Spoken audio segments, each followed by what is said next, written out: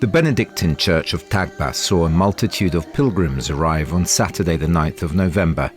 Despite all the difficulties of war and the uncertainty of the future, the Christians of Galilee are the sign of a prophetic presence. Enduring in the trial, manifesting the ultimate meaning of that value that Saint Benedict made a pillar of his rule, stability. The monks promise never to abandon the place where the Lord has called them to dwell, a sign of their rootedness in Christ and the Church.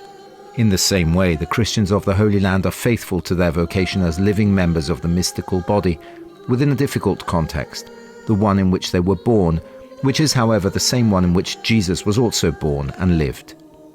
The land where the word of life became flesh and was offered as broken bread on the altar of the world. Per me questo è un posto speciale perché siamo cresciuti qui, poi. For me, this is a special place because we grew up here. My eldest son was baptized in this church. This is all a special place, especially in these very difficult days with all that is happening. It is very important to make it understood that we are here, we are rooted in the territory, and we have not run away. It is very important that we are here. È molto importante la nostra presenza qui. My name is Shadi Doueri from Nazareth. My father, his name is Khalil. He's a contractor who built this church 43 years ago, 1979. And from that time until today, we come here every year to celebrate the Mass. And it's a tradition that my father gave us, and now we also give it to our children. We enjoy it. We love this place.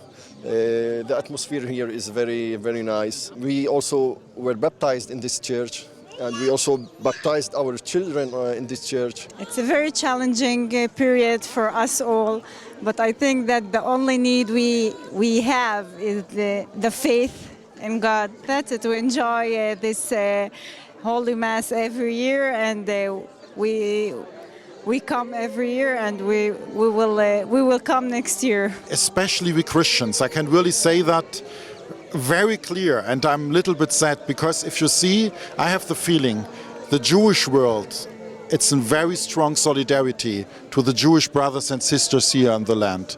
The Muslim world is very strong solidarity with the Muslim sisters and brothers here. For me, to be honest, the Christian world, it's the biggest world, the biggest face of all that. I feel there could be more signs of solidarity and more courage of pilgrimage. I can really say, come please, pilgrimage is possible. I know the circumstances are difficult, but there are flights and you can be here. I feel this place as my home. I built this church in 1979.